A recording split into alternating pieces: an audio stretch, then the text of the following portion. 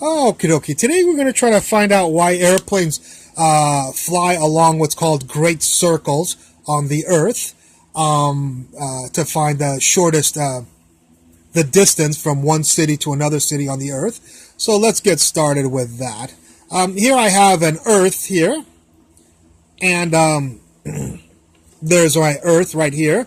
And we're going to choose whether we want to fly whether we want to fly along what's called the latitude of the Earth, just go around the Earth from city A to city B on the other side of the Earth. This is on one side of the Earth. This is exactly perfectly on the other side of the Earth. And we're going to decide whether we want to fly the plane this way along the purple line, the latitude, or whether we're going to fly over the North Pole along what's called the Great Circle, because this is an actual circle that goes all the way around the Earth, whereas the latitude does not go around the radius of the Earth. It's a much smaller radius, as we can see, than the radius of the Earth. Do you see that? Okie dokie. So let's figure out whether this distance or this distance is shortest, because we'd like to know that to save some gas on the airplane, and also because the airplane might not have enough gas to go the long distance. Okay. I suppose we'll try, let's do the simple one first. And we'll look at this green triangle right here. This is the center of the Earth, of course. So there's this green triangle. Well, actually, it's a segment of a circle. So we have the Great Circle right here. The portion of the segment of the arc length of the Great Circle is right here. The distance here. And then two radii that go to the center of the Earth right here. And I drew that triangle here, and I'm going to call this angle that subtends these two lines theta right there. Well, a very easy formula is that the arc length of a segment of a circle, the arc length is equal to the radius of the arc length times the angle. So the distance of the great circle, the arc length of the great circle, is equal to the radius of the Earth times whatever angle this is, and we'll leave it arbitrary angle for right now. And then I'm just going to do a little bit of algebra and rewrite it like this. I know it seems a little silly to put a pi here and a pi here, but I'm going to do that for a reason we'll see later on. But there's no doubt that algebraically this is equal to this, because the pi's would cancel. But I'm just going to write it like this, and we're going to use that later on in just a second. Next, we're going to look at the purple arc latitude arc length right here, what I call the arc length of the latitude right here. I went all the way in a circle just to show you it will be a circle that goes around the Earth. It will be a circle that goes around the Earth. We'll only use half of the circle. I'll show you there, because we're going from city A to city B, and we're not going to make a whole loop to do that.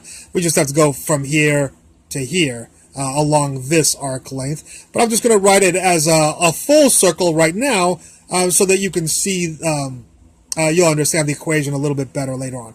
Other than that, we have the radius here, and I put the radius here, and this we know is the radius. We're doing this triangle right here, from here down to here, and there, and there. So this is little r right here. This is the radius of the Earth.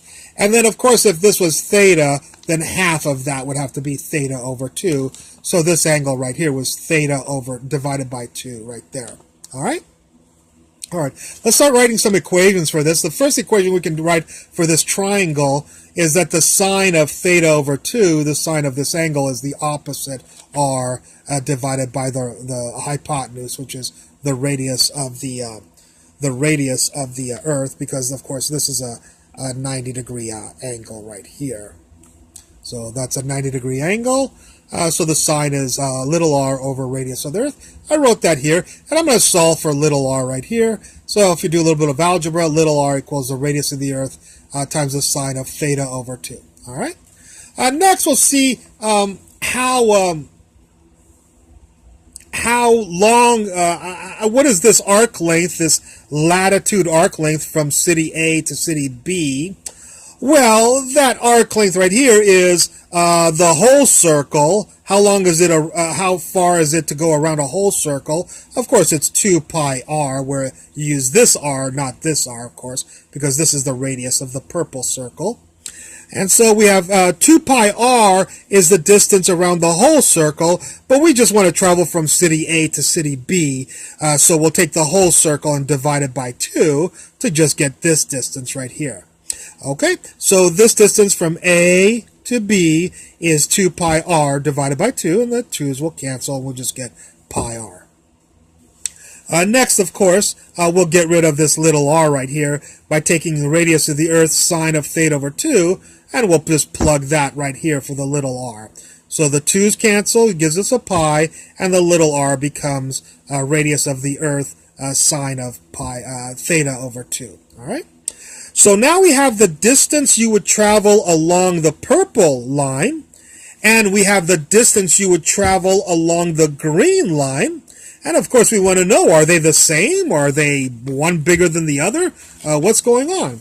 Well, of course, all the planes that fly on the Earth know that this is bigger than this. So I'm just going to write that the distance more, the excess distance between the green and the purple is the purple, the arc length of the latitude, this distance, minus the green distance over the this distance from here to here over the North Pole. So I wrote it'll be the excess distance, the distance you have to travel more, is the arc length of the latitude minus the arc length of the Great Circle, because we'll see that the arc length of the Great Circle is smaller than the arc length of the latitude. We'll prove that in just a second. So what is the arc length of the latitude? I already told you it's this. So I took this and plugged it right in there. And what's the arc length of the Great Circle? Well, I told you it was this. So we took that and plugged it here. I did pull out the pi radius of the Earth out. So pi radius of the Earth, you'll just have theta divided by pi right there. And if you pull the pi radius of the Earth out here, you'll get sine of theta over 2. So this minus this, and now you know why I wrote a pi, extra pi here, is just to make the equation a little bit easier. This quantity minus this quantity algebraically is this quantity.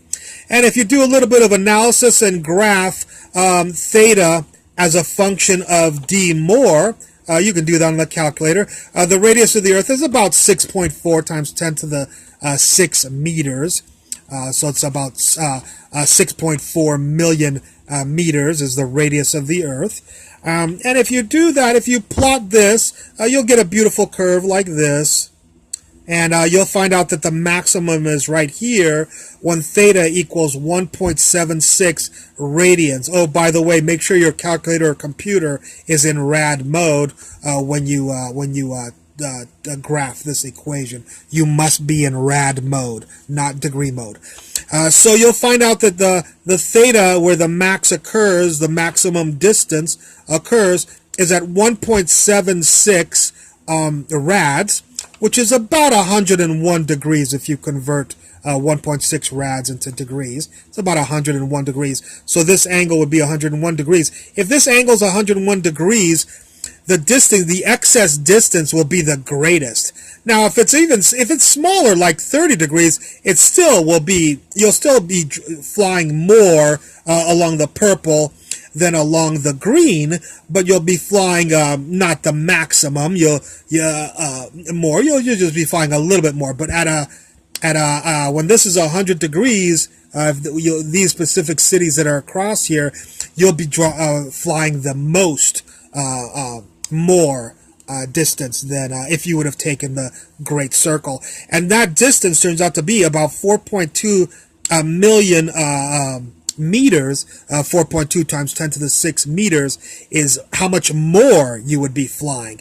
And that's about a tenth of the way all the way around the Earth. So these planes would be flying a lot more if they went this way along the latitude than if they went along some sort of Great Circle. By the way, this is not the only Great Circle possible. There are many Great Circles, as long as they all have a Great Circle has to have the radius of the Earth. So you could have a circle that goes like this, as long as as long as that circle has the radius of the Earth. And by the way, I'm not worrying about the fact that the Earth is oblate and it has a different radius going east-west than it does have going north-south. I'm not making this that complicated, so don't worry about that, and don't yell at me for that. I'm trying to make this as simple as possible. Okay? So anyways, of course, if the circle was like this, like a circle around like this, that would not have a radius of the Earth there. It would be too small. So great circles always have the radius of the Earth as their radius. Okay?